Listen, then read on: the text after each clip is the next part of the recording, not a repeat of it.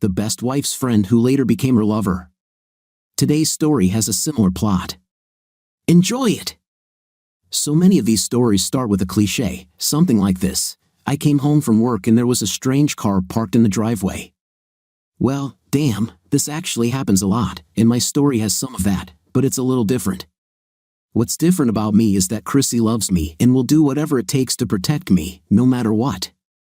Maybe I should start from the beginning. My name is Tim Matthews. I work in the IT department for a mid-sized company in the Midwest. I am about 178 centimeters tall and weigh 82 kilograms. I have dark brown hair and blue eyes. I am in good physical shape and remain so thanks to regular training and jogging. According to all my friends, I should drown in the attention of women, but I rarely go on dates. It's not that I'm not interested in women or that they aren't interested in me, it's just that I have to be very careful. The first time I was lucky, and although there were suspicions, everything was attributed to a series of coincidences, so I wasn't charged with anything. But I'm sure the police are still watching me now, almost 5 years later, mostly because what happened was so damn weird and because they still don't believe it. A couple of weeks ago, I was replacing a monitor in the office on the 5th floor of our building. I tested the old monitor and it seemed to work fine. The screen was clear, graphics were displayed beautifully, and text was easy to read. I found absolutely nothing wrong with the monitor, so I ran it through a troubleshooting program to check color depth, screen position, and everything else I could think of. In the end, I marked the monitor as A-OK and replaced it anyway with an almost exact copy of the same model. A current user of this workplace rated me while I was working. Okay, you know that my monitor is fine. Why did you change it at all? If you were just going to change it, why not just unplug it, plug in a replacement, and then go on your way? You could be out of here in 5 minutes, she told me. Listen, miss. I paused while I searched for my ticket to find her name. This is Miss, she said. I mean, if you don't look at me, you might miss something that could be really good. And the last name is Henderson. The first name you should use is Elaine. Put it all together and you get Elaine Marie Henderson. For my friends, Elaine. For you, Laney. I felt like I had just been treated to a version of a James Bond line. Well, Laney, my ticket says that you asked for a monitor change because you were having problems with your monitor. I checked it here to see if it was okay and found nothing, but the problem may be situational, which means you have to do certain things to make it happen, or it could simply be something that happens at a certain time. This way, I don't have to drag it to the IT department and test it.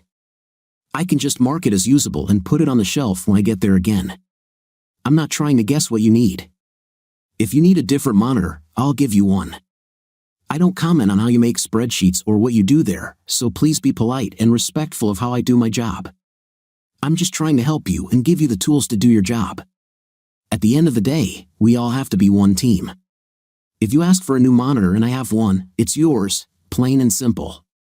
Please have a nice day. Wow, that makes a hell of a lot of sense, she said. Maybe what they said about the IT department isn't entirely true. But what if I already know that there is nothing wrong with my monitor? What if this was all part of a dastardly plot to drag you here so I could ask you a question? I think it must be a damn big deal for you to go through all this trouble and risk, I said. So what is the question? I turned and looked at her for the first time and almost fell. She was tall and slender but curved where you want your woman to be curved. She had a mane of wild red curls that flowed over her shoulders like a waterfall cascading over a cliff. Her luscious lips were stretched into a welcoming smile, and when she took off the square-framed glasses that office types had been all the rage of late, I nearly fell into her sea-green eyes. It all looked like she had been rehearsing for days. She took off her glasses and shook her head, causing all her hair to become disheveled. It looked like an advertisement for a damn shampoo.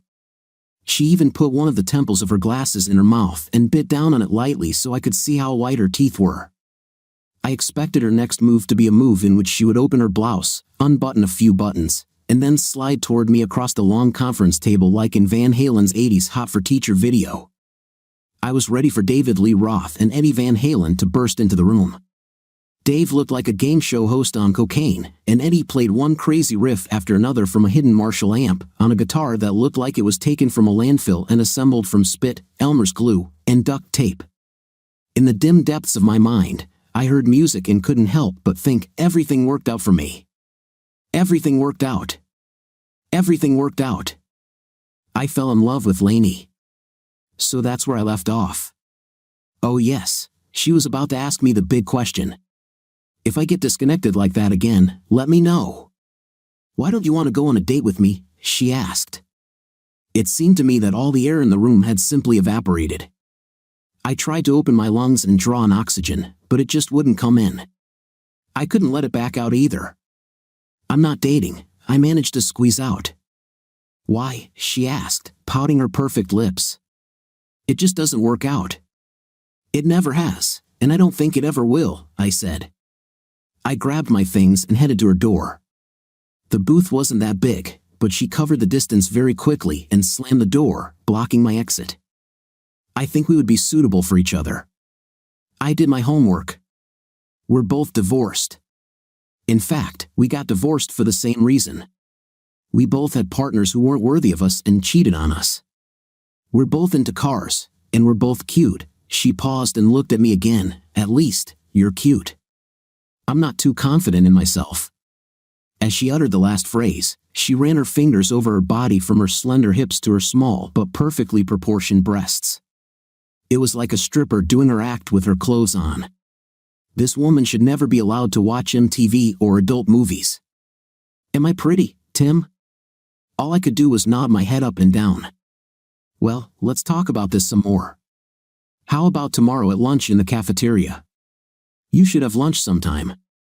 When do you eat, Tim? She asked. It took me a few seconds, which seemed more like days, to answer. At 12:45. See you then, she smiled.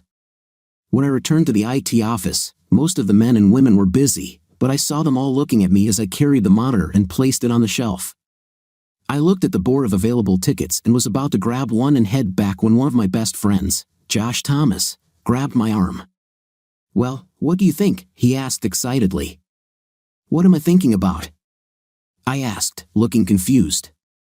I noticed that all eyes in the IT office, including my longtime friend and supervisor Emma Smith, were on me. I went upstairs, tested the monitor, and it was fine, but I swapped it anyway and then came back. If you asked me if I thought there was anything wrong with this monitor, I would probably say no, but you know how it goes. Anyway, I'm going to fill another ticket. He looked at me as if I had just thrown away a winning lottery ticket. He then looked around the room and everyone else was just as incredulous. He threw his hands up as if he was beside himself with rage. Emma ran across the floor towards me and stopped me from leaving. Tim, was anyone in the upstairs booth when you changed the monitor? She asked. I tilted my head to the side as if I couldn't remember or wasn't thinking about it. Then I opened my mouth to speak but quickly closed it again. I noticed that everyone in the office was waiting for me to say something, so I wanted to drag it out as long as possible. Yes, there was some woman there. I said it so quietly and so quickly that no one could understand what I said. Then I reached for the doorknob. Emma smacked my hand away from the handle. Okay, we know that we set you up and we want to know what happened, Emma hissed. Don't be mad. We all love you and think you're a great guy who works too hard and we just want you to be happy. Elaine has been asking about you since she started working here 6 weeks ago. You have a lot in common.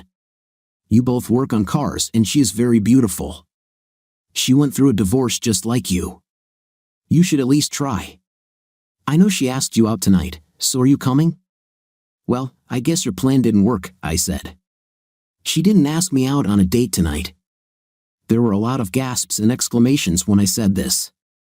I even heard someone say, "What a week." We have lunch tomorrow, I smiled, and everyone in the room started laughing and cheering as if they had just found that winning lottery ticket I had thrown away and cashed it in. Lunch the next day was modest and restrained. We sat in the cafeteria together, in a back booth, in a corner, in the dark. We talked, walked, and ate food until we had to go back to work. Almost immediately, I realized that something was happening between us. It was as if we were two halves of a coin that were separated and became whole when they came together. The first time she took my hand, I just wanted to scream, Wonder Twin powers, activate. This feeling was so strong. I could tell she felt it too. That lunch led to others, then several movies, dinners, and then suddenly, we became a couple. We hadn't seen each other at home yet, hadn't even kissed, let alone had a night, but everyone knew that we belonged to each other. It was almost as if we were dating in high school again. She was ready for the next step, but I wasn't sure I was. That is, I liked her very much. Perhaps I even knew that I loved her as much as you can love someone with whom you have not engaged in horizontal movement. After the divorce, I dated several women, and Chrissy didn't like any of them. I could tell that Laney really liked me too because she always went out of her way to touch me. She also made it clear to all the guys who tried to flirt with her that she was interested in someone else. She is a very beautiful woman, but it seemed that she wanted me, and it wasn't just nonsense. We had a lot in common. Her ex was a lazy man who stayed home and supposedly took care of their house while she worked. In fact, he took care of their neighbors' wives. They had a messy divorce that left her supporting him for 2 years, or until he found a job and could take care of himself. The idiot lasted all of 2 years and then got a job where he made more money than her. Another thing is the car. Very often, friends who want to interest a guy in a woman tell him that she is interested in the same things that he is, so they seem to have something in common. For example, if a guy likes football, they tell him, "Oh, she loves football," although in fact, she cannot distinguish a football from a hockey puck. She usually shows up at his house wearing a baseball jersey and holding a hockey stick, ready to show off her amazing knowledge of the NFL. But if a woman is nicely enough, we'll put up with it. 3 years later, you're married, and she won't even let you watch football, let alone watch it with you. But Laney was different. She was real. This woman drove an absolutely gorgeous orange 1970 Chevelle SS with black racing stripes. She upgraded the car with disc brakes and modern wheels and tires for more control and better traction. Engine modifications allowed this beast to produce over 400 HP. This was a car not to be trifled with, and she handled it well. I knew it was time to take our relationship to the next level when she just stepped up to it. There were a couple of questions that obviously bothered her. "Tim, don't you think it's time?" she asked. She shook her hair at me and pouted her lips the way she knew how. It dawned on me. "We don't need to rush anywhere, Laney," I said. "I think you're the only one, but we have all the time in the world to, well, you know." She laughed, looking at me. "I've always been a little shy, Tim. I'm not talking about intim. We'll get to it this weekend, whether you like it or not. I don't look forward to it anymore. You've sent me home excited too many times. But that's not what I was talking about." I was still trying to get over my shock at her frank statement that I had sent her home excited. Things like this do wonders for the fragile male ego, but I was still wondering what the hell she was talking about. So I asked her. "Well, honey," she said, "you saw my car, rode in it, drove it. You even worked on my car. Don't you think it's time for me to see that famous Mustang of yours that I've heard so much about from everyone?" My blood ran cold, and an ominous ringing filled my ears. This could be the end of my relationship with Laney, and I really liked her, but I knew it had to happen one way or another. "Okay," I said tremblingly. "I'll wash it on Saturday afternoon as usual. Why don't you come over? We'll wash her and then go for a drive somewhere, maybe have dinner and a movie. And I plan to stay the night." "Don't forget that," she grinned. I just nodded my head woodenly because as much as I fantasized about night with Laney, I was damn sure we would never go that far. Saturday arrived as it always does, and around 1 o'clock in the afternoon, Laney showed up at my house. She had an overnight bag and a clothes carrier with her. She clearly had no idea what could happen. My eyes widened when I saw that she was wearing shorts and her t-shirt rode up above her waist, showing off a tiny piercing in her belly button on her surprisingly toned tummy. Her legs were covered with a golden tan and seemed endless. "If you're so interested in my legs, why haven't you ever tried to get between them?" she laughed, catching my gaze. "I guess I wanted to enjoy the time we had and get to know you as much as I could during this time," I said. "Why are you talking like we're going to break up or something, Tim?" she asked. "Did you know that I turned down dates with other guys in order to spend time with you? I really like you a lot, so you have nothing to worry about." She then kissed me, and I have to admit, I was a little nervous kissing her in front of my house. I had kissed her many times before, so it wasn't about the kiss, and I didn't care at all whether my neighbors or friends saw us. The real danger was that she was getting close to me, so close to my house. My heart was beating so loudly that I was sure Elaine could hear it. A thin trickle of sweat ran down my spine from the horror of what might happen. "This is Elaine, the one I call Laney. She's very sweet and loves cars," I said very loudly. Laney looked at me as if I was a little touched. I took her hand and led her into my house. She looked around and smiled the whole time. It was very difficult for me not to smile too. She immediately pulled me onto the sofa and pressed her lips to mine again. We sat and kissed for about 10 minutes, and my hands had already begun to roam over her body when suddenly she jumped up like a jack-in-the-box. "Okay, let's go look at this car before we start it and have time to wash it or cook dinner," she said. "Are you sure you want to see her now?" I asked nervously. She nodded seriously. "All I hear from everyone is about your car. Before I met you, whenever people found out I liked muscle cars, everyone in the building would say, 'You should see Tim's Mustang.' I don't care that it's 18 years old and rusty. I love you, so if it's important to you and you like it, I'll like it too." "Okay," I said, thinking that sooner or later this was bound to happen. The garage was attached, so we just walked out the door from the kitchen into the garage. It was heated and had a beautiful striped floor that matched the car. I held Laney behind me as I walked to the garage, but she wouldn't let up. She jumped out of my shadow and examined the car. "Oh my God, she's beautiful," she screamed as if she had just seen a new supermodel. She began to walk around the car to inspect it from all sides, but I quickly grabbed her arm to prevent her from walking in front of or behind the car. "Is there something wrong with the other side of the car?" she asked me suspiciously. "Chrissy, this is Elaine. I already told you about her. She is very sweet, and I have very strong feelings for her. I would be very upset if anything happened to her," I said loudly. Laney looked at me like I was a little out of my mind. I opened the garage door to let in some fresh air. "Maybe I should back it out so we can wash it easier," Laney asked. "I'll do it," I said. I noticed Elaine looking at me with amusement. "So you love me, but you don't trust me with your car?" she asked. "Well, first you two should get to know each other better," I said as I approached the car. I smiled again. It's funny that I've had the car for almost 5 years now, but I still smile every time I see it. A 2006 Mustang GT with a shaker hood and chrome Flowmaster dual exhaust.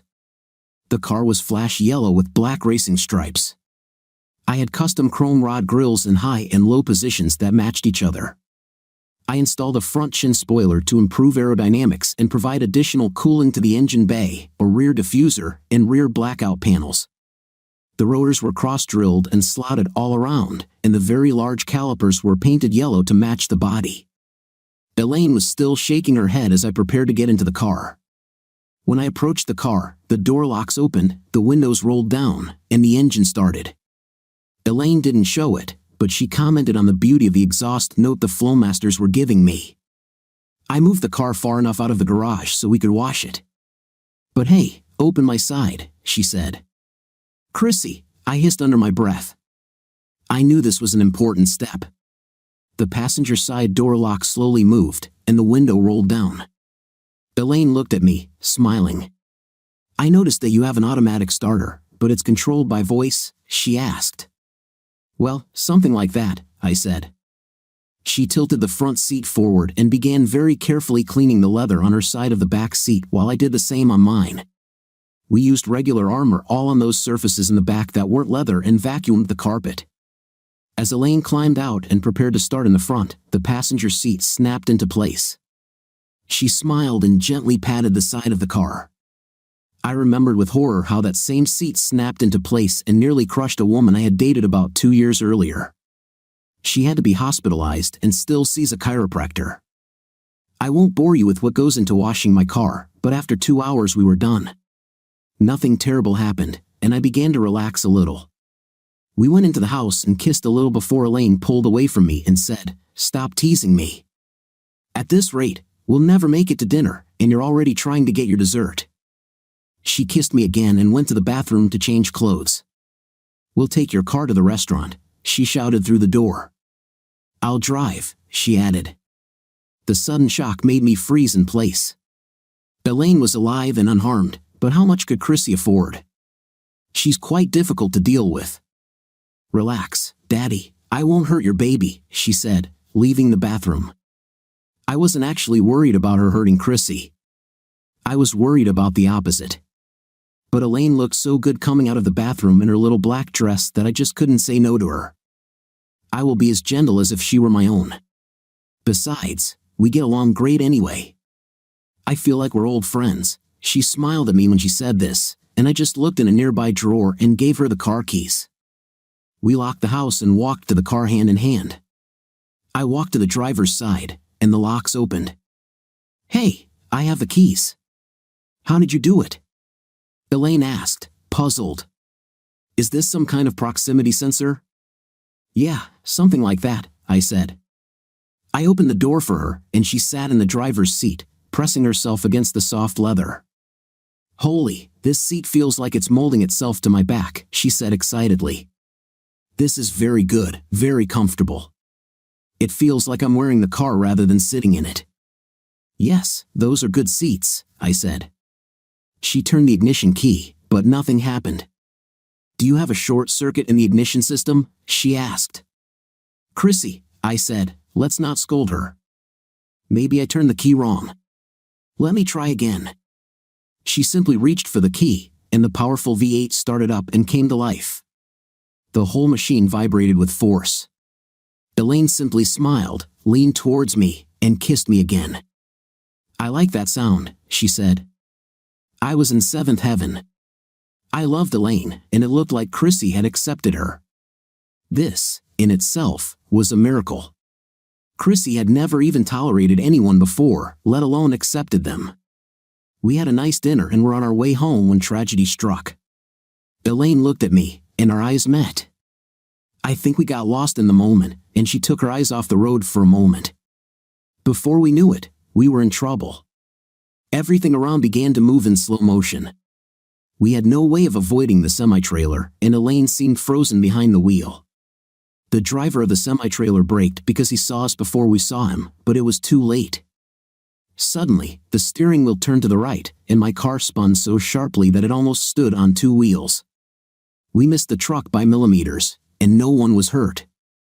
We stopped on the side of the road and watched further traffic for the next few minutes, our hearts beating too fast.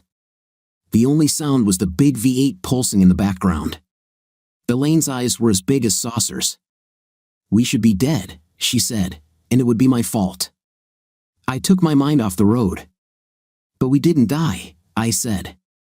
It wasn't even an accident. No harm done, nothing bad. You are an excellent driver. You got us out of this situation and saved us all. That's the thing, Tim, she said, looking at me strangely. I didn't do a damn thing. I froze. The steering wheel just turned on its own. If it were up to my driving skills, we'd all be scattered on the road and wearing tags on our legs. It was very strange, as if the car. She looked at my face as if expecting me to say something, to miss something, but all she heard was the rumble of the big V8. She put the car in gear and drove us home. The rest of the way, she didn't talk, didn't hold my hand, and didn't try to kiss me at all. When we pulled up to my house, she pulled into the garage, got out, and patted my car on the hood. After thinking for a moment, she kissed the hood and said, "Good night and thank you." I closed the garage door, and we went into the house. I felt that something had changed. I chalked it up to the near miss. I took off my jacket and tie and sat down on the sofa next to her. I knew in my heart that there would be no intim that night. Would you like a glass of wine or beer? I suggested. How about you tell me the truth, she said. I always tell you the truth, I said. I never lied to you about anything. There's a big difference between not lying and telling the truth, she told me. I could tell from the look in her eyes that she was up to something. I've been wondering all day why the hell you named your car after that stupid blonde from Three's Company, but that's not entirely true, is it? Chrissy isn't named after Suzanne Summers, is she? This machine is not voice-controlled, is it? She asked, looking straight at me.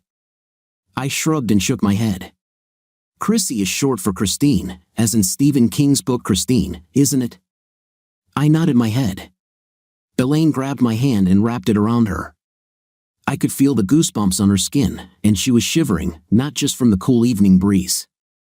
I took a blanket out of the closet, and we made ourselves comfortable on my couch. "I'll tell you the whole story," I said. 5 years ago, I got married. I thought, like most people, that I had a good marriage. Cheyana and I were together for about 8 years.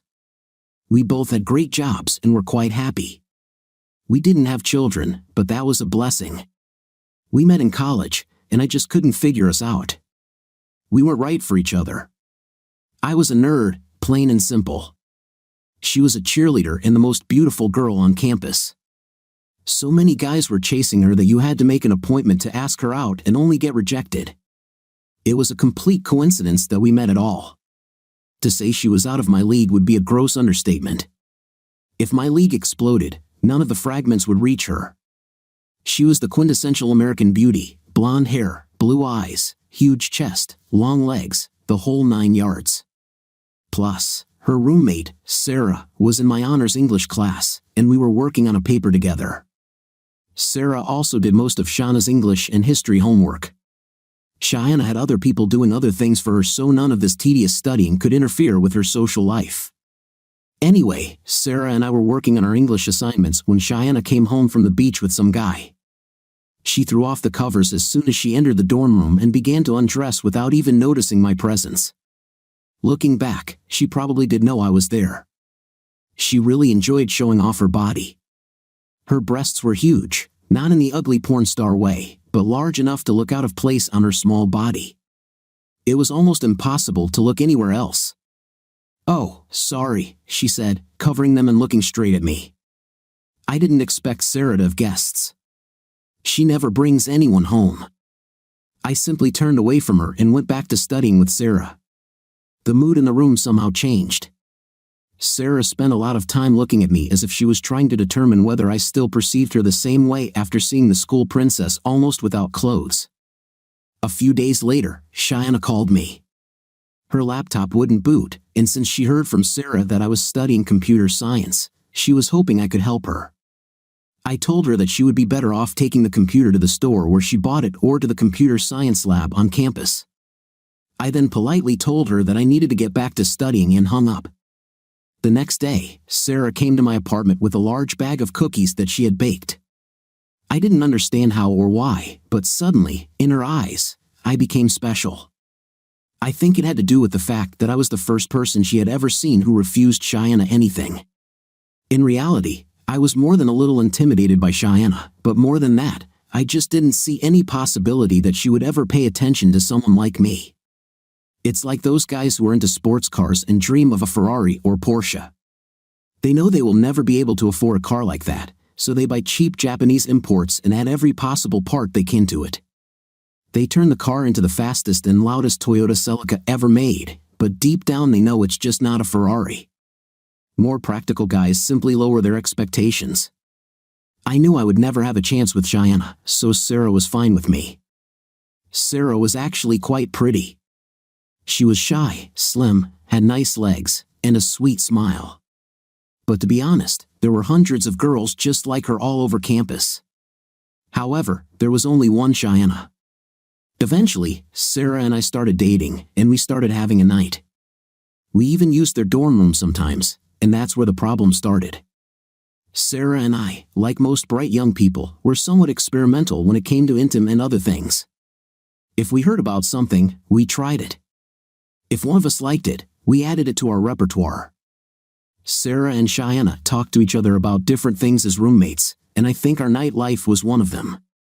That first year, Cheyana had intimate with almost half the school. Poor Sarah only had me. Sarah was pretty open when it came to a night, and we walked out of her room one afternoon to find Cheyana sitting on the couch. When we walked out, I noticed that she was looking at me very funny, but I didn't attach any importance to it. The next day, I was leaving one of my classes and noticed Cheyana, who as usual, was talking to a group of guys at the other end of the hallway. As I passed by, she left her group and caught up with me. "Hi, Tim," she said, smiling. "Hello," I replied. "Tim, what's wrong with me?" she asked. I really didn't understand the question. I didn't know what the hell she was talking about, so I didn't say anything. "Why don't you like me?" she asked. "You've never asked me out on a date, and you don't even say anything to me other than hi and bye when you come over to have an intim with my friend. So, what's wrong with me?" "Cheyana, you're okay. We just don't know each other. We move in different circles. You're very popular, and you have tons of guys trying to get a date with you, the football team and the basketball team, all the aspiring athletes and the rich guys. What chance does someone like me have with someone like you?" I said. "Much more likely than you think," she began. "All the guys you were talking about have one thing in common. They all have one aspect of their personality or some skill that gives them confidence. This boosts their ego to such an extent that they have the courage to achieve anything.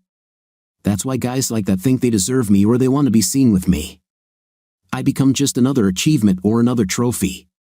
The guy I've been dating for the last 3 weeks, Butch Simpson, is the quarterback of our football team. We've been dating for 3 weeks now. I had a night with him and did all sorts of things to him that I'm afraid to admit. And only today, I found out that he doesn't even know what my last name is. Besides me, he has intimate relations with 2 more girls. I don't matter to him. I'm just a notch on his post. When I look at you and Sarah, I sometimes get jealous. And sometimes when I hear you in the room, I get very jealous because no one has ever done anything to me that would make me scream the way you make her. I talked to her about it, and I was just wondering why you chose her. Think about it sometime." Cheyana walked away, leaving me standing there with my mouth open. I was very flattered, but I didn't take it seriously. A few days later, one evening after her classes, Sarah was crossing campus and was hit by a reckless driver who didn't slow down at all. Her femur was shattered, and both legs were badly broken. Some internal organs were also damaged. She was taken to the hospital, and immediately after surgery, she was transferred to a hospital in her home state. I was waiting for her on the porch of her house, sitting on the big porch swing they had, when her mother came out to tell me the news. I got scared and cried like a child. Mrs. Dawson, their housekeeper, took me to the hospital, and I waited there almost all night, but I was not allowed to see her. She still hadn't regained consciousness. That day, my life changed dramatically. I could barely make it to most classes. The rest of the time, I walked around in a fog. Sarah and I, like most young people in love, considered ourselves invulnerable and didn't think at all about what might happen. Her parents not only didn't know we were in love, they didn't even know I existed. I tried to see them and introduce myself before they took her, but in their own grief and suffering, they had no time for me. Like them, I had to face my grief alone. Surprisingly, Cheyana visited me several times and tried to cheer me up. She often brought me food and made me eat. A couple of times, she took me on walks and let me talk about Sarah. She never spoke, just listened to me pour out my heart for another woman. When we returned to school after the Christmas holidays, there was no word about Sarah, and absorbed in my own education, over time, I simply stopped asking. Cheyana and I had entered the friendship stage. I figured she was just testing me out of loyalty to Sarah. One evening, she just showed up at my dorm while I was trying to study and dragged me to the movies. Almost every person in the cinema was wondering the same question as me: what the hell was Cheyana Burnett doing with this nerd? Most of them didn't even know my name. Over the course of the evening, several of her ex-friends or ex-dates came over to talk to her, ignoring me as if I wasn't there. Of course, I didn't say anything, and when one of them sat down next to us and started trying to take her hand, I apologized and left. A couple of hours later, there was a knock on my door. I rolled over and tried to sleep, hoping she would just go away. The next moment, I realized that she was standing in my room and looking at me, clenching her fists. My roommate had let her in. "Dude, do you even realize who this is?" "This is Cheyana," he said as if that explained everything. I don't think he knew what her last name was. "Why the hell did you just leave?" she shouted. She seemed to be on the verge of tears, which really confused me. "Cheyana, there were 3 or 4 guys hanging around you, and every minute more were coming. You got all the attention you could handle. You didn't need me to interfere," I said. "I appreciate everything you've done for me, and I will tell everyone who asks that there is another side to Cheyana. I will tell them how caring you were and how you were there for me while I tried to get over what happened to Sarah. But in reality, you did much more than you would expect from a roommate." I looked at my roommate as I said this. He just grinned, shrugged, and said, "Dude, she's Cheyana." He also didn't indicate that he was going to leave so we could talk in private. It seemed like he was just staring at her from all sides. "The earth is calling, Tim," Cheyana said hotly. "Get your head out of your fifth place. Have you ever heard anyone talk about me and Mother Teresa in one paragraph, let alone one sentence?" She looked at me as if I was one of the slow-witted ones. "Tim, I'm damn sorry that this happened to Sarah. I had to find 2 more people to do my English and history homework, but that's not why I hung around you." "Cheyana, I don't do other people's homework," I said. "Tim, have I ever asked you to do my homework?" she snapped.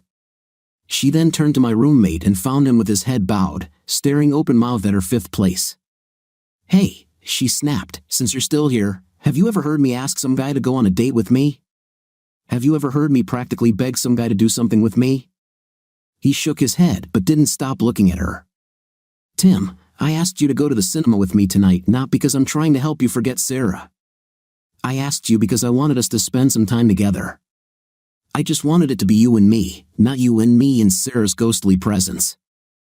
I thought about it, but the idea seemed unrealistic. She must have had some kind of agenda or ulterior motive that I couldn't see through. "Well, there wouldn't have been room for Sarah's ghost anyway with all these guys that came," I said. "And it's been 2 hours since I left, so you really couldn't be that worried about me leaving." I also noticed that she wasn't wearing the same clothes she had been wearing when we first went to the movies. "Tim, you can't blame me for these guys showing up. Some of them are friends, and some I didn't even know.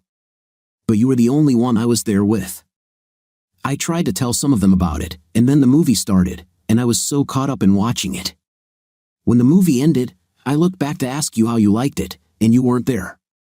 That's why I came here, to tell you that you left me. But really, I just want to know why you don't like me." She looked upset. It was as if there just wasn't a logical explanation for why anyone, especially a guy, wouldn't be into her. "Cheyana, what was the name of the movie we went to?" I asked her. A blank expression appeared on her face. "It was The Lord of the Rings," I said. "This is part of a trilogy. Tonight was the first episode, The Fellowship of the Ring. The film is 3 hours long and had not yet started when I left a little over 2 hours ago. This means that the movie you watched to ask me how much I liked it is still playing right now, but you had time not only to come here but also to change clothes and, judging by the smell, at least take a shower. I don't know what you want from me, but you should find another sucker." I grabbed one of my books from the table and walked out of the dorm, still wearing the sweatpants and t-shirt I usually slept in. I didn't even take the time to put on socks and shoes. I went down the stairs to the building's rec room and began reading the chapter assigned for the next week. When I finally got back to the dorm, my roommate was waiting for me. "Dude, why were you so rude to Cheyana?" he asked incredulously. "She asked me to tell you that you won't get rid of her that easily." A couple of days later, I was in the library when Emma Bailey, my classmate, came and sat at my table. She smiled shyly at me and looked at her book. As we sat there, she kept sneaking glances at me, and eventually, I just asked her what was going on. "I'm just curious," she replied. "You're just not like them." "Like whom?" I asked. "Didn't you meet Cheyana Baker that night?" I nodded. "Well, it was the same night that she had her infamous group intim with 4 or 5 guys, so I'm just wondering what kind of group night it is and what it's like. I have so many questions that I would love to ask you. I mean, I'm sure the woman is doing very well, and it seems like it's Shauna's signature anyway to be the center of attention.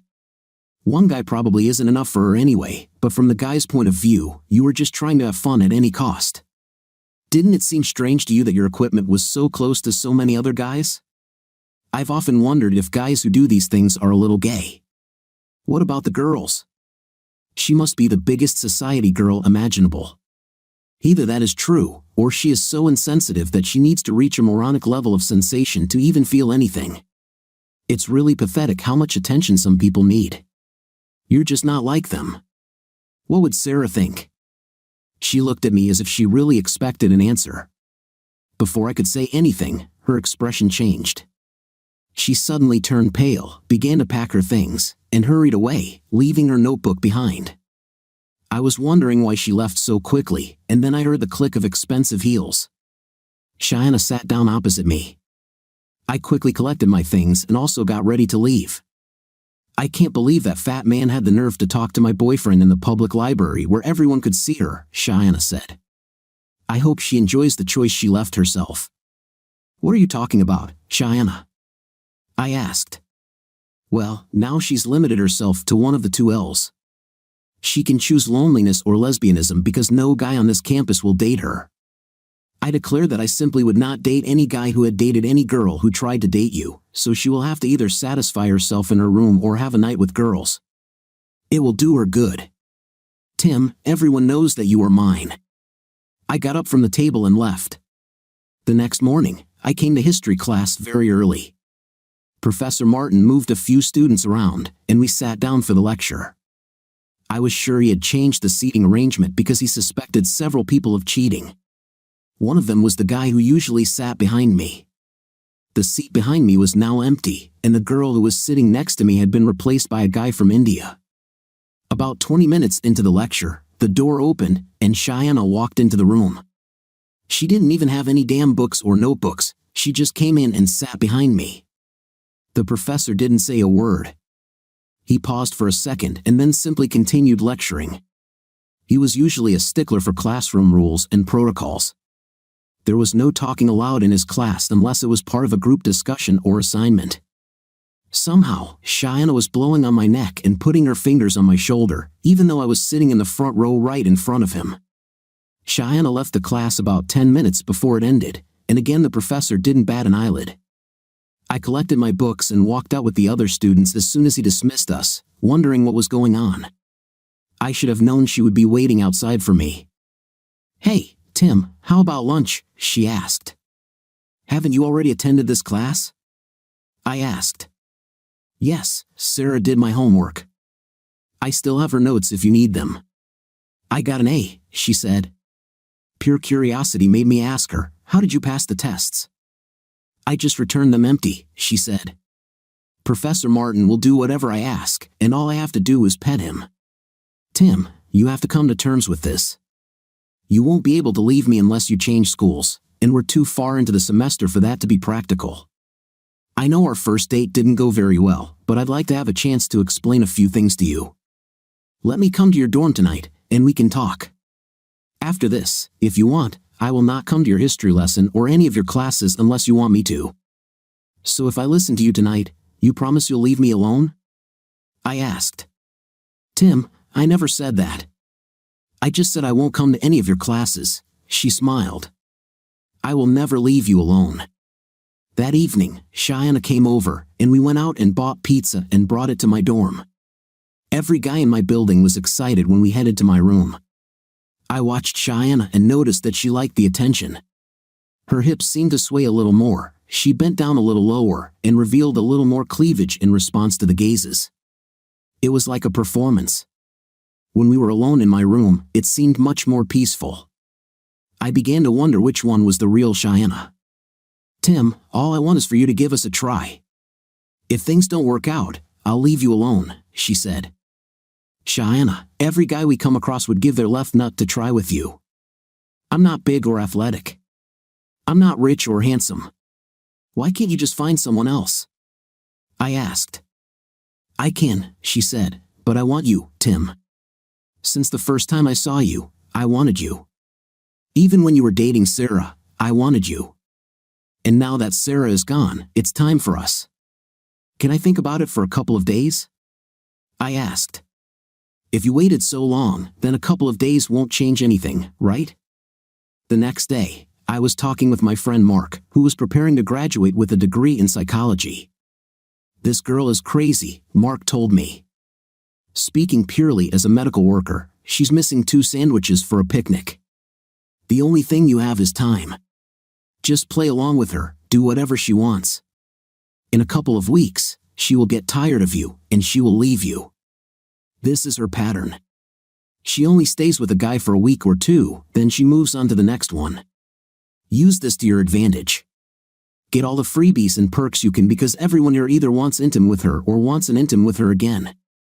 Even women want to be on good terms with her, he said. But how do you know all this?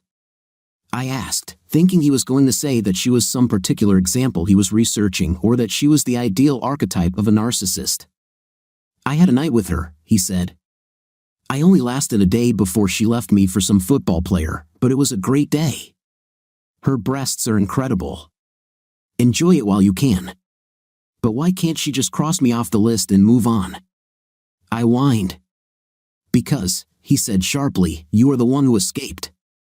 You were Moby Dick. It's like if Cheyana was a rare car collector.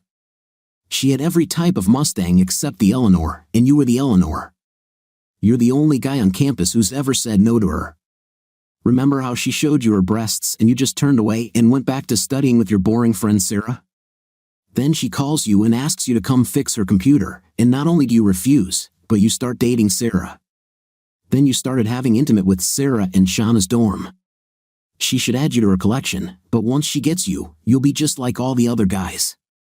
And since we're already talking about the Eleanor Mustang, you'll be gone in 60 seconds. Believe me, the sooner you give up, the sooner it will all be over. That's how I started dating Cheyana. Within one day, the news spread throughout the entire campus. Girls who had never looked twice at me were now looking at me, trying to figure out why Cheyana wanted me. Guys tried to be my friend or looked at me like they knew they were stronger, faster, or just better than me. And Cheyana completely changed almost overnight. She literally became the perfect girlfriend. She constantly came to me, brought food, and cleaned my room. When we went for a walk, not a single guy came closer than 3 meters to us. She always waited until I graduated so she could start kissing me. The first time we had an intim was strange for me. Cheyana wasn't very good in bed. She wasn't nearly as good as Sarah. Cheyana had come to terms with the fact that she truly had an incredible body and every guy she encountered wanted to take advantage of it. Our first round found me slightly disappointed that the campus night goddess was just lying there like a beautiful stone. However, the second time, I used a few of my tricks. I didn't realize at the time that Cheyana had probably had intim with 50 or 60 guys, but this was her first climax that wasn't manual. I didn't realize it either, but I was working against myself. Remember, my goal was just to play along with her until she dumped me and I could go back to my normal routine. For the first few weeks, I pretended that I really wanted to be with her, but I didn't have intimate with her. I did all kinds of things for her. I bought her cards and constantly surprised her with all sorts of little things. At first, I did it because that's who I was. She saw that I did this for Sarah, and I needed her to think that I had the same feelings for her that I had for Sarah. The problem was that no one had ever treated her this way before. All the athletes and rich guys she usually dated wanted to be with her because of their looks, reputation, or athletic skills. Once they started dating her, their egos usually took over, and they treated her like property or a trophy. Cheyana started to really like the way I treated her before we had intim. As soon as we started having night, she was hooked. Although I didn't know it, I had a better chance of becoming an opera singer than getting rid of Cheyana. First, I started telling guys when Cheyana and I would be dating so they could come and I could leave, like the first time. I was sure that Cheyana was still messing with me, and I encouraged it, although not openly. If Cheyana said she was going on a date with a group of her girlfriends, I was fine with it. I just told her to have a good time and hoped that one of her friends had a huge piece of equipment and would get her away from me. However, after a few days, I noticed that her walks with her girlfriends began to subside. Then, when she returned from a trip with her girlfriends, she still came to me to have a night. Eventually, the visits with her girlfriends simply stopped. Cheyana practically moved in with me, and a bunch of guys, including Butch, looked like they wanted to kick my 5th place. Finally, I turned to Mark for help again. Mark, more than a month has passed, and she still hasn't left me. What the hell is going on? I asked. You're stupid, he laughed. You really need to understand that college is more than just studying and going to classes. You really don't know, do you? What don't I know? I asked again. Cheyana is really in love with you. She walks around the school and tells everyone that she loves you and you belong to her forever. Didn't she tell you about this? Well, yes, I said, puzzled, but doesn't everyone say that about the person they're with? Dude, Cheyana never said anything like that about anyone. I told you she's kind of sick, but she even stopped having a night with other guys. That's why there are at least 5 guys that I know of who want to kick your 5th place for taking those breasts from them, he said. I really don't see your problem here. The most stunningly beautiful woman we've ever seen is crazy about you. Everyone would love to have such problems. He saw that I was still confused and shook his head. What's the worst thing that could happen to you? In a few weeks, she will come to her senses and leave you. You wanted this from the very beginning, didn't you? But for now, you can enjoy the feeling of having the prettiest chick you know at your fingertips. And that's how it went throughout the last year of college. We were inseparable. Cheyana still flirted with some of her professors to get grades, but other than a little touching and teasing, she never cheated on me. She even warned me about the teachers she teased so I wouldn't get the wrong idea. 5 months before we graduated from college, or before I graduated because Cheyana still didn't know what she wanted to do, she started talking about our life together after graduation. She started slowly and gradually increased the pace. I think we need to start looking for an apartment before summer starts, she said. We don't want to compete with all the other people who are finishing school and having to look for housing and work at the same time. We'll end up paying more for less housing than if we close now. I didn't say anything at first because I was still in control of my feelings for her. I couldn't afford to get too carried away with her because I still expected her to leave me at any moment. Then we had our first argument. Cheyana wanted to come home with me and meet my parents, but I called it a day. I just told her straight up that I didn't think it was a good idea. She burst into tears and, for the first time in several weeks, left the dorm. Her dorm roommate had her boyfriend staying with her because Cheyana hadn't been around for so long. All the guys who hated me before were now smiling at me, but on the other hand, everyone else was talking about what in 5th place I was. I was sure that Cheyana would start cheating on me and we would break up. Surprisingly, she didn't. She skipped classes and stayed in the dorm crying. Even more surprising was the fact that I couldn't sleep either. Damn, I missed her. Eventually, I had to admit that I had feelings for her too. Love can be damn tricky sometimes. The next day, I was leaving the computer science building after a lecture, and then she appeared. She had dark circles under her eyes and just looked miserable. When she saw me, she ran away from me as fast as she could. I ran after her and grabbed her hand. Cheyana, you don't have classes in this building. Why are you here? I asked her softly. I just thought that if I looked at you one more time, it would make me feel better, she cried. Forgive me. I won't do it again. I wrapped my arms around her and squeezed her as hard as I could. I even grabbed 2 big handfuls of her 5th place and pulled her towards me. She kissed me, pressing herself even more into me. Damn, someone shouted behind us. I looked around and noticed that everyone near us was looking at us. Anytime, anywhere, I'm yours, she said. Needless to say, my parents loved her, especially my father. Of course, it took Mom longer to come to her senses, but eventually, she too fell under Shauna's spell. We got married before I finished school. We went through the same normal adjustment period that most young couples go through. Of course, there were a few differences. Normal couples don't have a problem with people staring open-mouthed at their wife when they go to the cinema or a restaurant, but we dealt with it. I found a great job almost immediately after graduating from university, and Cheyana, after several years of staying at home, got a job serving customers at a restaurant chain.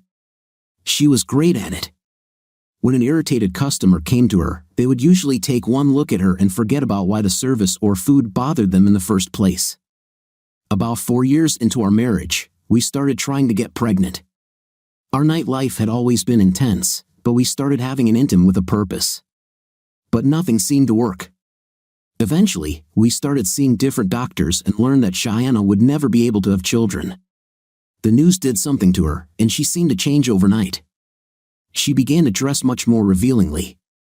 It was almost like my student years. She seemed to be going out of her way to get attention again.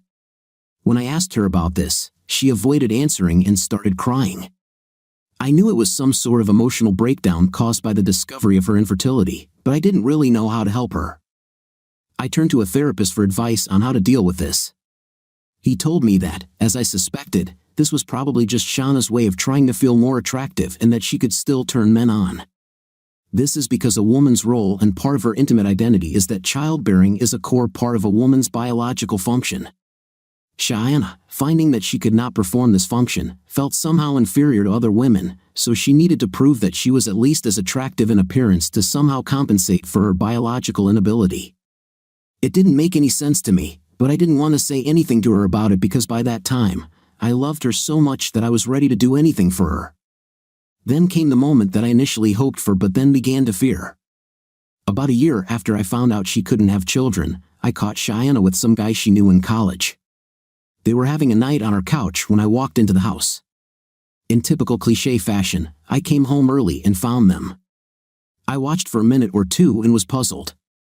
Cheyana just lay there while some guy had her. He had the biggest smile on his face, but she could have been watching a rerun of an old TV show. "Oh, baby," he hissed. "I'm going to finish. Do you want me to come out?" "It doesn't matter," she answered weakly. "Just hurry up, okay?" "Oh, yes, that matters," he said. "Your little husband won't be too happy if I knock you up." "Get away from me," Cheyana screamed. "Tim is a much bigger man than you will ever be. I don't know why I'm even doing this to you. You can't even make me climax. Get out of my house and never come back." Then she just started crying while he gathered his clothes and ran out of the house. He couldn't get his truck out of the driveway without hitting my car, so he drove through my grass and left ruts in it. But the lawn was the least of my problems. I sat down next to her, and she looked up at me, tears still streaming down her cheeks. "Oh, no," she screamed when she realized that I had been there for a long time. "I'll just pack a few things and won't disturb you," I said. I was probably in a lot more pain than I expected. I never thought I would ever truly love her, but I do. I always thought that I was only holding on to her because I had no other option. I mean, who else but her could truly want me? She was much more beautiful than any other woman I had been intimate with, and she seemed to genuinely care about me. But it's time to leave and end this farce once and for all. I left and spent the night in a cheap motel that I still don't remember. I only remember that there were walls and a small bed, and the night cost me $49.95. The next day, Cheyana was waiting for me near my work. She was wearing jeans and a sweatshirt and was trying to be as unhot as possible, but it wasn't working. This woman could look nicely in a bag made of matting. She had huge circles under her eyes and was still crying. Everyone in the building looked at me like I was a dog when I walked past her and refused to talk to her. My boss told me to take the day off, go home, and get things done because Cheyana sitting in the parking lot crying was bad for business. Actually, I think he just wanted to please her. This was another case where her magical breasts influenced some weak guy. I finally agreed to go home and listen to her side of the story before heading back to my shitty motel. As soon as I got there, she started by taking off all her clothes and pouncing on me. "Whoa, Cheyana, we're here to talk, not have an intim." "So say what you want to say," I snapped. "I love you, Tim. You're the only one who wants me. You are the only one who truly loves me. Every other man I've ever met doesn't want to know me or care about me. All they want is a chance to get to my chest, and once they do, most of them become so scared that they cannot carry out their plans. The few who can act only think about just getting it over with, like I'm just a barrel with a hole. They don't think for a second about whether I'm enjoying it. Then they need to tell everyone that they conquered me. That's part of why I was so drawn to you when I first came home and saw you with Sarah. You looked at me and then just turned to her like you barely even noticed me. I undressed in front of you, pretending I didn't know you were there, but I knew you were there. In fact, I was so turned on by the fact that you didn't react to me like other guys that I would have jumped you right there in front of Sarah. I called you a couple of days later to ask you to fix my laptop. I didn't even have a laptop. I was planning on borrowing one, but I ended up not needing it because you said no. No one had ever told me anything like this before. Then you and Sarah started dating, and I started getting jealous. When I first heard you having a night with her and her climaxing with you, I started to hate my dorm roommate. Cheyana bit her lip as if deciding what to say next. Later, I found out what she was hiding at that time. I couldn't believe it. Cheyana told me I was the prettiest girl in school and I was jealous of some simpleton from the dorm. All the big guys on campus were following me around. They were willing to do anything I said just to get the chance to be with me, and I was pining for some nerd. So after Sarah's accident, I went after you. It took me a while because you were so damn stubborn, but in the end, I succeeded, and then I got you into bed, and it was better than I ever could have imagined. Even today, I find myself craving what you do to me. Then when you stopped wearing those thick glasses and let me dress you, I started to realize that you weren't bad looking at all, and I just fell in love with you, Tim. Indeed, there is no other man with whom I would like to be together, and certainly no one I would love except you. But when I found out I couldn't have children, I started to feel empty. It's like there's emptiness inside me. I analyzed my life and realized that besides you, I have nothing. In the old days, I could lift my little finger, and 20 guys would fight for the honor of doing something for me. But you were never someone I could control, and I began to doubt whether I could ever find another man. I doubted it because if I can't have children, why would any man need me? I am a biological dead end. I will never get pregnant. I literally have no purpose as a woman. I'm just a toy and nothing more. But then when that idiot started talking about you, I realized that no matter what, I love you, and you love me. So maybe this is my purpose. Maybe my purpose is to make you happy. It was a great speech, and I thought about it for a long time that night. I spent the night at home but slept in the guest room. It was several weeks before we were able to return to any intimacy, and it took months before I could say I loved her or even begin to feel it. But the balance of power in our relations had changed even more, and now, a few years later, all the stars lined up again. Cheyana ran into Butch, the quarterback from our old college football team. Life was not kind to Butch. He was married to a short, fat woman with a mustache. She became pregnant by him, and he had no choice since her father was the chief of police. At first, Cheyana was shocked by his appearance. Butch was fat, out of shape, and bald. At first, Butch had to blackmail her into getting into her pants, but once he got in, even though the night wasn't good for Cheyana, she enjoyed having control over him more than anything else. During the first few months of their affair, I started to suspect something again, but without proof, I didn't know what to do. Cheyana started to pull away, and I didn't know how to deal with it. I knew it had something to do with Shauna's feelings of inadequacy again, and I didn't want to push her into it. Since she was my wife, I believed it was at least partly my fault. At the same time, I was evaluating my life. The years had been kind to me. I realized that I looked decent and could, if I wanted, find someone else for myself. So I decided to make myself even more attractive in hopes of getting my Cheyana back. Instead of just sitting there and watching some stronger guy take my toys, I was going to fight back. I bought myself new clothes and got a new haircut. I started going to the gym and taking karate lessons. I even bought something I had dreamed of all my life. I bought a brand new Mustang GT. From the first day I bought the car, I knew something had changed. The strangest thing happened at a car dealership. The salesman couldn't find the keys to allow me to test drive or drive the car. He tried to open the door, but it was locked. All I did was try the door handle, and it opened immediately. He said he would go to his office and find the keys so I could drive. When he returned, I told him that I would take it, even though I didn't drive the car. I know it sounds stupid, but somehow I knew that this car and I were made for each other. He was also very happy. Mustangs don't stay parked for long. He couldn't sell this one because bright yellow paint isn't to everyone's taste, and there was just something about this car. The first day I drove this car home, I found out that Cheyana was having a night with Butch. I saw him slip away as I pulled into my driveway. Cheyana tried to pretend nothing was happening, but I knew, and I knew that she knew that I knew. A couple of weeks later, things got even weirder. I came home from work early and parked my Mustang in the garage.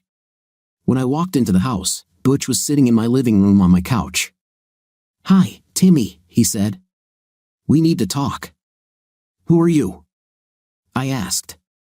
"Well, except probably that you're the guy Cheyana has intim with."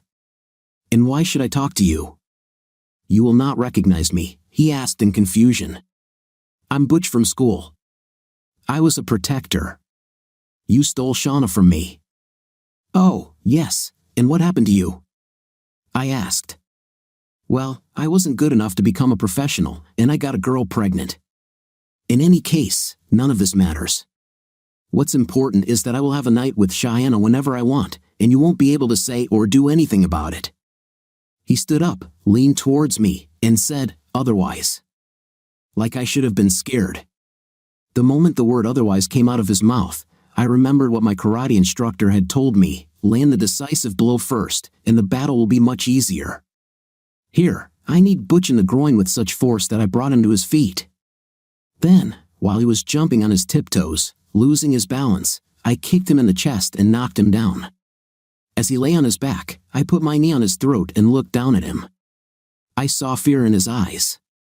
Listen, Butch, or whatever your name is. I don't care. You can take Cheyana out of here right now. I won't lift a finger to stop you. Moreover, I will help her get ready. You're not the first person she's cheated on me with. I'm done with her, she's yours. Take her. She won't come with me, and I already have a wife, he whined. She loves you and will not leave you. I had to blackmail her to get her to marry me. He was still holding his groin when I let him stand up. Out of my house, Butch, I snapped. I'll be back, he shouted, still holding his gent. Sha better call me, or we're both going to jail for a long time. I hate my life, so I don't mind going to jail to get away from this. I married, but I don't think being locked up in a women's prison will do your beautiful wife any good.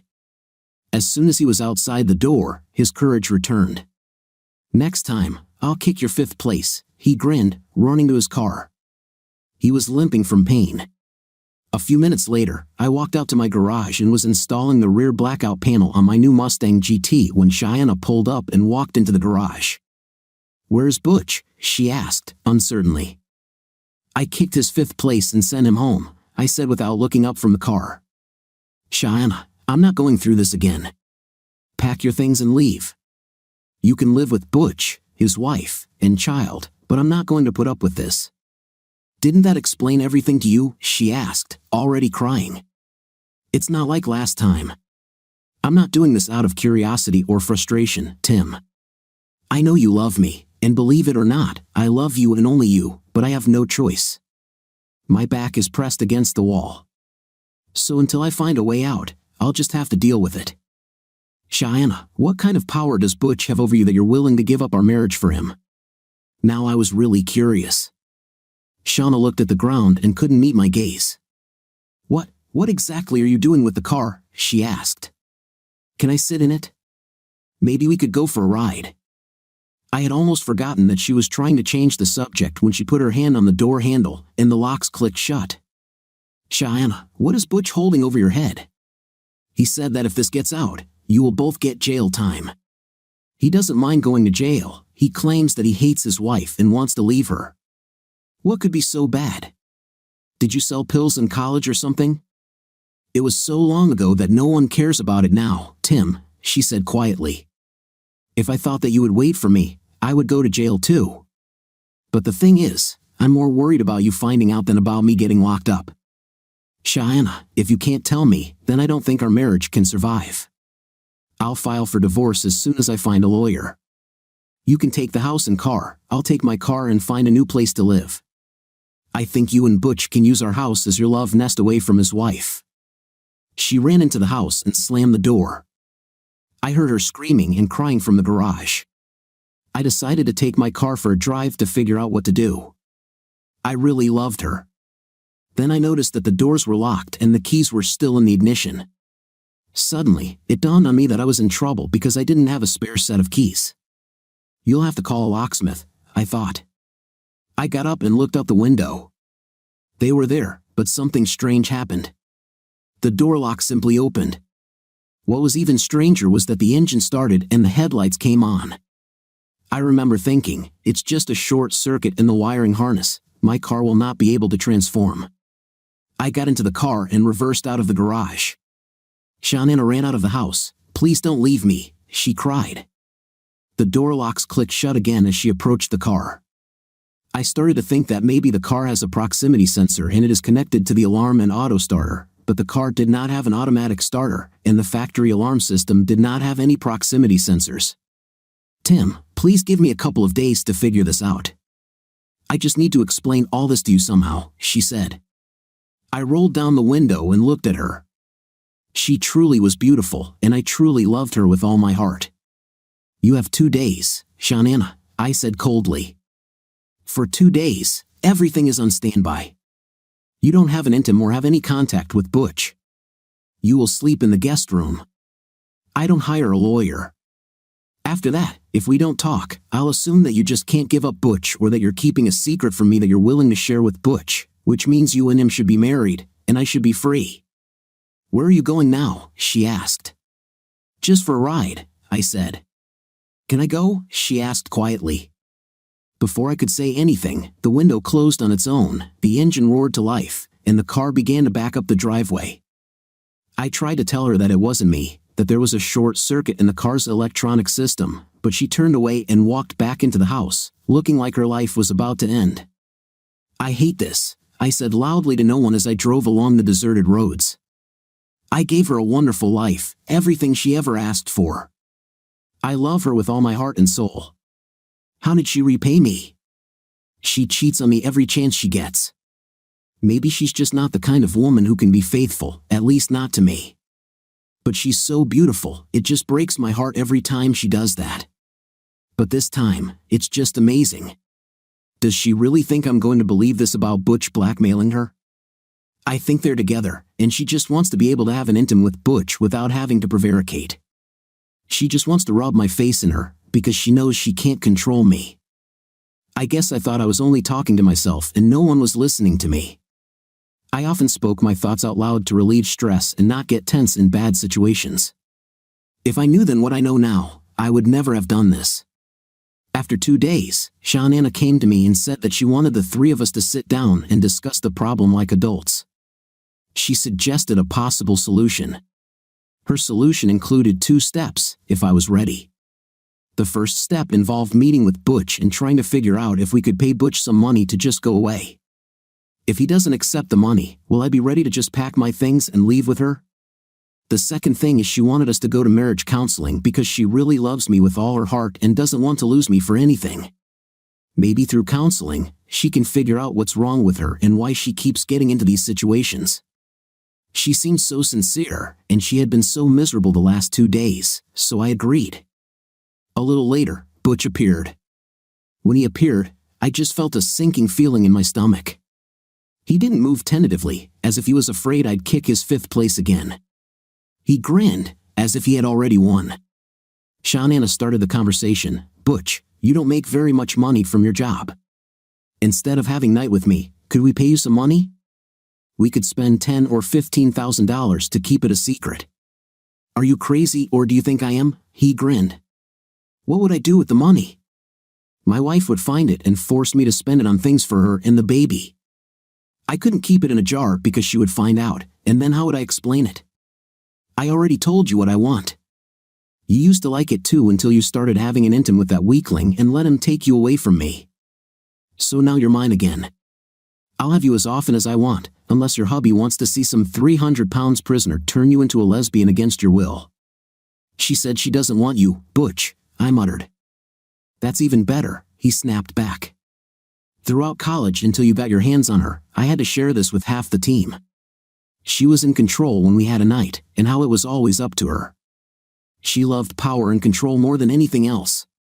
You know, I once saw her having a gangbang with 5 guys, and she still hasn't reached peak.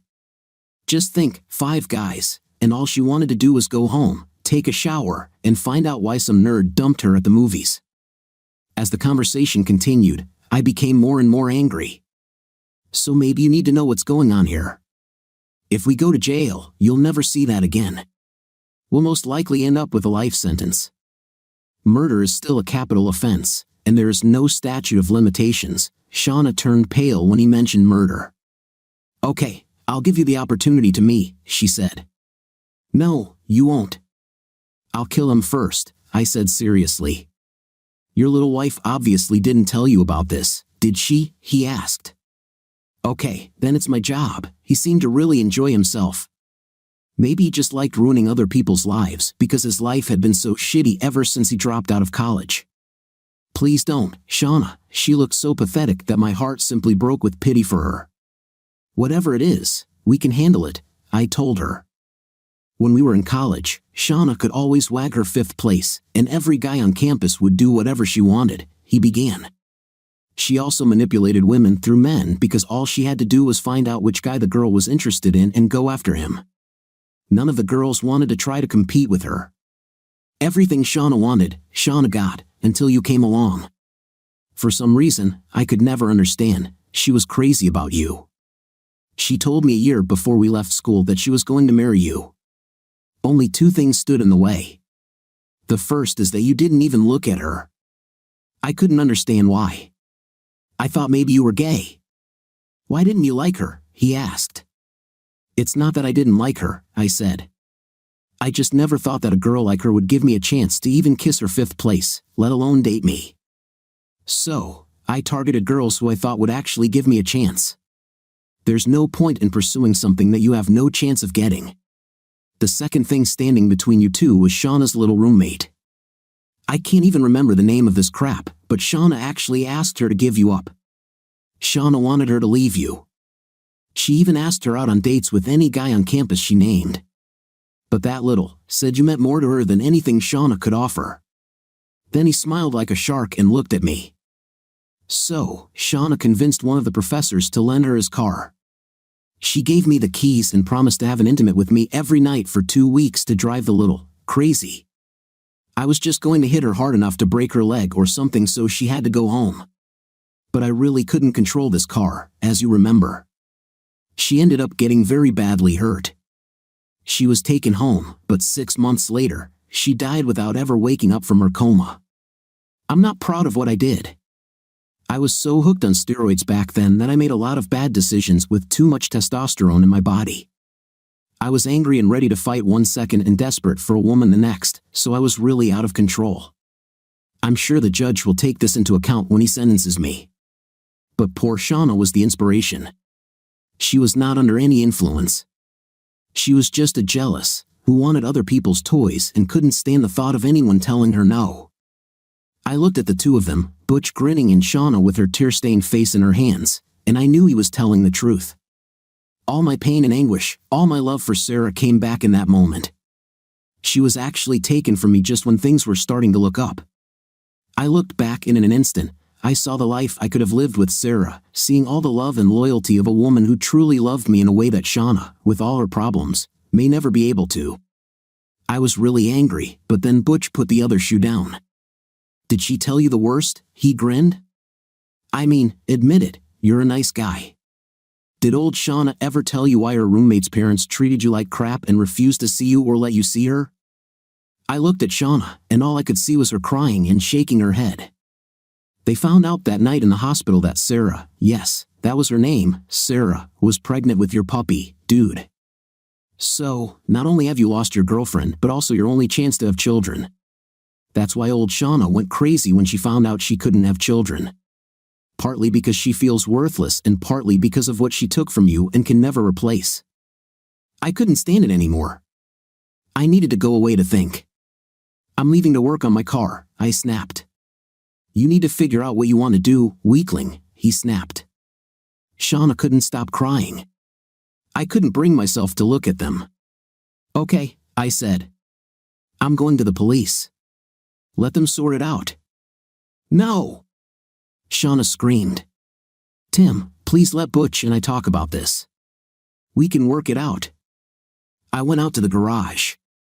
I was thinking about putting in a rear diffuser because it was supposed to be a very easy install.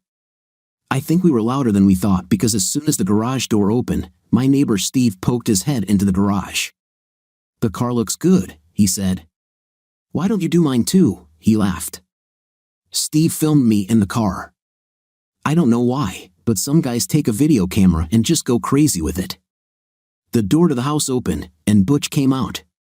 Yeah, the car looks good, weakling, he said. When can I drive? We're not quite finished inside, he continued. Your little wife will like it if you come back to the house so we can finish everything. Maybe there will be a way to work things out in the end, he said, looking at my car.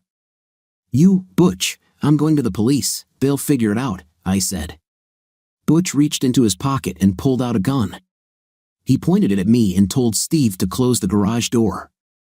I tried to be polite to you, he chuckled, but I brought this in case you want to try your damn karate moves again. How are these classes going? Is it you and a bunch of 10 and 12-year-olds kicking the boards in their little pajamas? Aren't you ashamed? Do you really enjoy this? You tell me that, Butch. How did you feel when you left here last time? It must have been a few days before you could walk straight, I laughed. Butch got angry, just as I had hoped. I was hoping he'd head towards me so I'd have a better chance of getting to him without getting shot. The closer we were to each other, the less advantage his pistol had. However, neither Steve nor I were prepared for what happened. As he moved towards us, he passed in front of my car. Suddenly, she jerked forward, trapping his legs between the front bumper and the concrete wall of the garage. It happened so quickly that he didn't even have time to scream. The car pulled back, and he made an sound. He fell between the car and the wall, knelt down, and turned so that he was facing the car. He looked at Steve and me with surprise and shock on his face. All the bones in his legs were crushed, and he could no longer stand. The car rushed forward again and crushed him against the wall with its chest. Holy! Steve said. How did you do this? I didn't do it, I told him. I have no idea how this happened. I went into the house and called the police. While I was inside, I heard Cheyana crying quietly from the bedroom. I guess I should have gone and told her that Butch wouldn't bother her anymore or demand night, but I didn't. The police car arrived a little later. When they arrived, Butch was still pinned between the wall and the car. The detectives forced us to move the car to free the body. Butch was crushed. Strangely, the image of my Mustang emblem was imprinted into the skin of his chest. Cheyana came out to see what was happening. She spoke to a police officer, and he told her that it appeared to be an accident but the circumstances were suspicious. Steve and I were questioned separately, and our stories matched. They also found a gun and discovered that only Butch had touched it. The good thing is that Steve was able to film almost everything that happened on his video camera, including Butch threatening us with a gun and being crushed by the car. Cheyana decided to spend the next few days with her parents. She has already packed her suitcase. She kissed me. In a few days, when it's all over, we'll go to a psychologist and return everything to normal, she whispered. I love you, Tim. I swear I have never loved anyone else and never will. I will be the best wife you can imagine. I will never hurt you again. I promise you that in time, you will forget about Sarah. She held up her bag as the police and Steve stared at her in admiration. She walked slowly down the driveway, her hips and breasts swaying gently. Just before she got to her car, it happened. One of the cops was sitting in my car, and it took off and rolled down the driveway. The car slammed Cheyana between itself and her car. Unlike Butch, it was almost merciful. She didn't even notice how it happened. All the policemen ran up to her, along with Steve and me. I cried and screamed and tried to pull the cop who was sitting in my car out of it and beat the crap out of him. In the end, they had to hit me with a stun gun to calm me down. I simply could not look at the twisted female figure squeezed between two cars. Cheyana's car was total, but my Mustang wasn't even scratched. It was an accident, sir, the chief of police told me a couple of days later. We have examined your car from top to bottom, and it will be returned to you today. There is nothing mechanical about the car, and one of my officers was inside the car. He claims he was on the brakes when the car crushed your wife, so maybe you should get your brakes fixed. We offer you our deepest condolences, but there is nothing more we can do. We can't bring her back. His words sounded so empty, so far-fetched. It was probably a politically correct decision, but it didn't make me feel any better. When I picked up the car later that day, it was on a flatbed tow truck. The guy told me he was very sorry, but they couldn't start the car. There's something very strange about this car, mate, he said. I asked him to unload it in front of my garage. At that moment, I wasn't sure if I even wanted to return the car. Almost immediately after the tow truck was out of sight, it started up. The first thing I noticed was that the car was several feet closer to me than where we had left it. I knew this because when we lowered her, she was only 2 feet from the garage door. I asked to put it there so I could try to put it in neutral and just push it in since it wouldn't start. She was now at least 2 m from the garage. "Okay, come on, I think it's my turn now," I shouted in my grief for Cheyana. I think I just wanted it to be over. The car started moving towards me, and I just closed my eyes. I hoped it would be quick like Cheyana's death. I really didn't want to die like Butch, slowly from 2 or 3 brutal blows. I remembered how he lost the ability to move after the first blow, but there was enough consciousness to just stand in horror and wait for everything to happen again a few seconds later. I felt something almost gently touch my leg. The front of the car moved up and down, and I could even hear a slight rush of air as the shocks rapidly contracted and expanded. The headlights flickered, turning off and on. The car behaved like a huge puppy who wanted to go for a walk. I got into the car, and the engine started immediately. I drove for about half an hour, and I don't really remember where I went, but I do remember that it gave me the time I needed to get my thoughts in order. I knew why Butch died, and the truth is, as cold as it may seem, the world is a better place without him. Even his wife and their child would be better off without the poison of living with a man who never loved them. But Cheyana's death seemed cruel and unnecessary. Then I realized that the machine did this to protect me. My relationship with Cheyana was built on lies. All this time, I was waiting for her to leave me or to find out that she cheated on me again. During the entire time we were married, I never felt comfortable with her. I never felt like she belonged to me. Even now, I could not imagine that we would grow old together. Towards the end of the trip, I realized that Cheyana, as beautiful as she was never good for me. Besides, now that I knew what she had deprived me of, Sarah and my child, I could never look at her again without thinking about them. Even today, I wonder who it would be, a girl or a boy. What would we call her or him? Would Sarah have blossomed physically like I did after high school, or would she have declined like Butch? It wouldn't matter because I would still love her. The machine somehow knew before I did that Cheyana had to leave, and in the end, maybe it was better for Cheyana too. Throughout her life, she was never happy. Her beauty brought her no satisfaction, only pain. She could never cope with old age and the loss of her physical beauty. She also did not cope well in situations where she was not the center of attention. Perhaps leaving at the height of her attractiveness was the kindest way. A few days later, the city offered me a 6-figure sum, and I, of course, agreed. The circumstances of both accidents still raise suspicions today, especially Cheyana's. Police want to believe the brakes failed and the car rolled out of the driveway.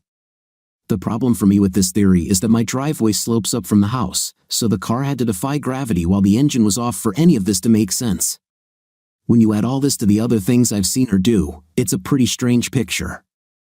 A few years ago, there was an article in the newspapers about all this, I said to Chrissy as she snuggled up to me. Steve came to talk about it about a week later and brought me a Stephen King film. I have never seen him, he didn't want to go into the garage. He's still afraid even now, several years later. Christina, he told me, shaking his head. She saved us both, Christina, I said. Somehow this name just fits. For the last few years, she has been my best and practically only friend. The few times I even thought about dating, she kind of shooed them away. I don't think she liked anyone until you came along. Over the years, as we grew closer, we started calling each other by our first names. So now I just call her Chrissy. She seems to like it. I think she likes you too. 5 years later, we have been married for 4 years and have a 2-year-old daughter. Whenever our daughter Krista can't sleep, she just runs into the garage and sits in Chrissy's back seat and snuggles up against her skin. Somehow the engine noise and vibrations lull my daughter to sleep. She's used to being there, and that's how it should be since she was conceived in that same tiny back seat. So as you can see, I didn't lie. There was a strange car sitting in my driveway all this time, only it was mine. What do you think of our story today? It seems to me that this story is not an ordinary story, but one with a great deep meaning. What is your opinion and impression? Write in the comments. See you in the next video.